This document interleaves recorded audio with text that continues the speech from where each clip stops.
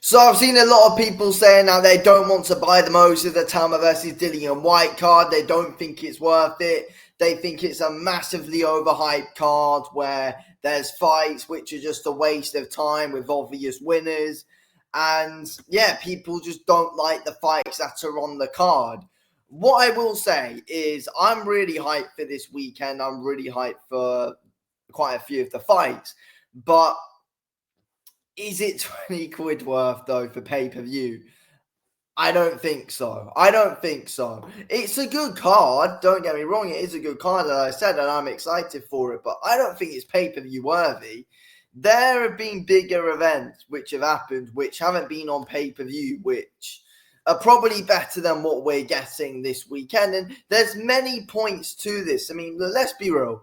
People are most people, I'd say about 95% of people are looking at this main event like it's not a contest at all, and that Moses Itauma was going to run through him. I disagree with that. I think personally, my prediction is Whyte's going to win, and either way, I feel like this could be a very good and entertaining fight. But 95% of people don't see it that way, and fair enough. To be honest with you. And people think this is a massive mismatch where Dillian Whyte just way past it, and Itauma is up there apparently with the likes of Usyk, which I disagree with. But again, he is a massive star in the making. He is a big favorite in this fight. That's why people are like, there's no point. And I get it. I mean, look, Dillian Whyte being accused for drug cheating, PED use in in these last few years. Wow, for a lot of his bloody career, people say, well, he shouldn't be on pay-per-view cards or anything like that. Again, which makes sense. People might think that Itauma is building his name, but he's not a big enough name to be able to sell a pay-per-view yet. And again, I agree with that. Itauma's building his name, and I feel like one day he will be one of the biggest names in the sport. I feel like he's main event worthy. I feel like, him and Dillian Whyte as a main event is fine, but not on a Riyadh season card. Like Itauma versus Dillian Whyte headlining at the O2, I completely get, but headlining on a Riyadh season show, it's different, isn't it? It's different. And as a pay-per-view, it's very different to having a good dust up at the O2 where we can watch it for free. And it's like, you then look at the undercard. You've got Raymond Ford versus Abraham Nova, which I think people, especially the British audience, which I believe this card is mostly targeted at, I think are annoyed that Kikache is now not in the fight, which is understandable, but he's injured, so it is what it is. Then you've got Heito Tatsumi versus Quay Shashfak, and it's like, Quay Shashfak is obviously a decent British fighter, but he's not exactly well known. He's not exactly a really, really, really high level British fighter, and his name's not exactly out there. So you question why he's even on this card. And Heito Tatsumi, very good, talented boxer, but it's very random how he suddenly got an opportunity like this. So that's strange. And then it's like you've got Filip Hrgović versus David Adelaide, which, in my opinion, in most people's opinion, it's like this is such a random fight with such a one-sided winner, with just an obvious winner, which is Filip Hrgović. Adelaide doesn't really have a chance here at all, in my opinion. So it's like, is that really worthy? Like, should that even be happening? Because I personally don't get that at all, to be honest with you. I don't get that fight. But then you've got Nick Ball versus Sam Goodman, which in my opinion is a very entertaining fight.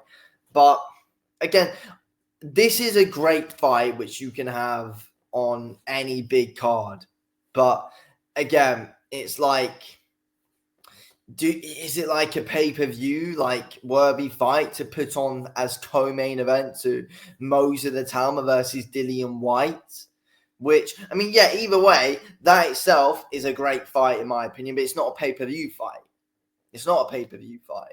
So it's like, is the undercard even strong enough? Probably not. It's probably not. But again, the main event isn't a 20 quid worthy fight to watch. It's not at all. It's not.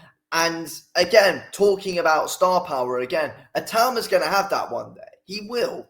but not yet. You've got Dillian Whyte, who's very well known, especially to the British audience, though, and he's had star power over the years, and he's sold pay-per-views. He's been in big fights. Obviously, the Fury one that you think of probably his highest selling pay-per-view fight, and his highest selling fight in a venue in Wembley. But it's like he's lost it over these last few years, Dillian Whyte, with his star power, with all the drug test fails, being inactive, of course, and that's all because of the drug test fails and looking past it now, so people aren't taking him as seriously. That's the thing. But I feel like you then look at storylines and all that, and I feel like it's a decent storyline between Itauma and Whyte, though. For this main event, it's a good storyline. Passing over the torch, or is the experienced veteran going to be able to do it in Dillian Whyte? We're going to have to wait and see. So that is interesting, because it's like, if Itauma wins, he's going on to huge things. If Whyte wins, that certainly makes things interesting for his career. But I feel like most people are behind Moses because they want to see a mix up in the heavyweight division. Because if Whyte wins, it's like, okay, Itauma's going back quite a few steps here. But if Whyte loses this, though, it's like one of Britain's biggest names in the last few years is done, basically. That's the thing. And then it's like, yeah, you look at the undercard and you've got a random fight like Hrgovic and Atale, which is no story or any selling point to it whatsoever. Then you've got Tatsumi versus Quay Sashfat, which is one of the biggest mismatches of 2025, honestly. Then, yeah, you've got Ford versus Nova, decent fight just to have on a card, I guess. Then you've got Nick Ball, again, Britain's only champ.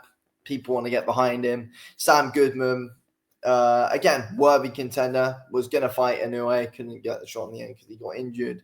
And then, it's not pay-per-view worthy. It's not pay-per-view worthy, is it? And I just don't think it's something that would really, really, really excite the casual fan. Like, the casual fan, just in general, probably won't know who David Adelaide is.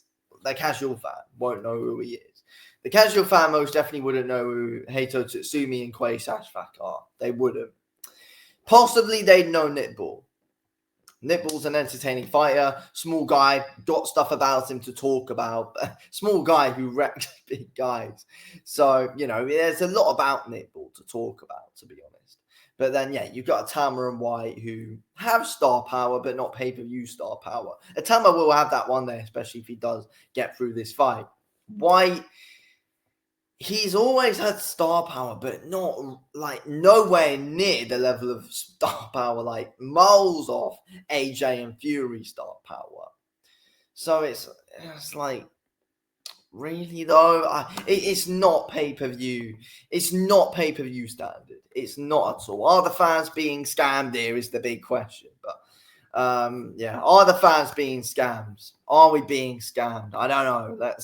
I'm sure we're going to get some good fights, but again, there's the favorites are massive favorites. The underdogs are massive, massive underdogs. But again, upsets can always happen. Let's just wait and see. But it's not pay-per-view.